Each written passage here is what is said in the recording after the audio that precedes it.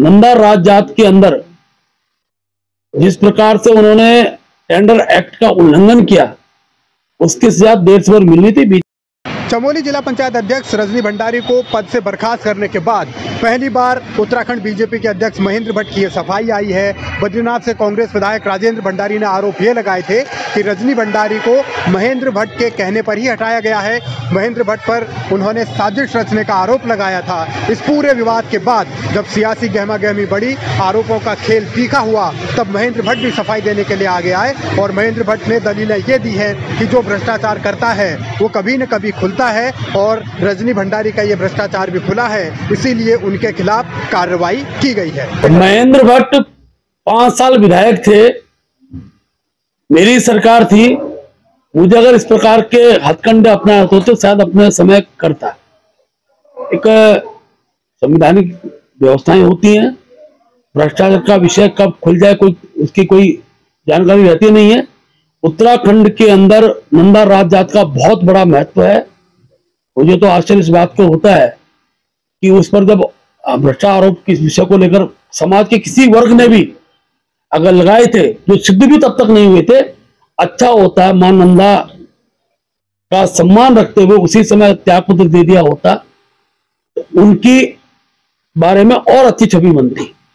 लेकिन नंदा राज जात के अंदर जिस प्रकार से उन्होंने टेंडर एक्ट का उल्लंघन किया, उसकी सजा देर से मिलनी थी। बीच में न्यायालय ने उनको एक प्रकार से, क्योंकि उसकी कमिश्नरी जांच रह गई थी, इसलिए उनको मुझे लगता है कि उस समय न्यायालय का विषय था, उन्होंने उनको बहाल किया। लेकिन आज की परिस्थिति में क्योंकि अब कमिश्नर रिपोर्ट इसमें है और सिद्ध हो चुका है कि नंदा राज जात के अंदर टेंडर की प्रक्रिया थी उसका उल्लंघन किया, इसलिए उस प्रक्रिया के आधार पर उनका निलंबन हुआ है।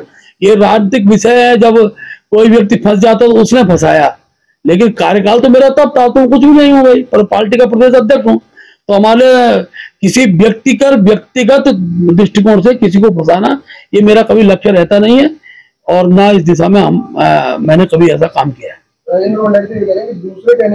राजेंद्र भंडारी के आरोपों पर महेंद्र भट्ट ने अब पलटवार जरूर किया है, लेकिन ये सियासी तकरार यहीं थमने वाली नहीं है, क्योंकि मुद्दा राजनीति से जुड़ा है, मुद्दा जिला पंचायत अध्यक्ष कुर्सी से जुड़ा है, मुद्दा बीजेपी वर्सेस कांग्रेस से जुड़ा है। इसीलिए रजनी भंडारी के खिलाफ की गई कार्रवाई को कांग्रेस अपने तरीके से अब राजनीतिक साजिश बता रही है और इस मामले को कानूनी कार्रवाई के तहत एक बार फिर अदालत में ले जाने की बात भी कर रही है।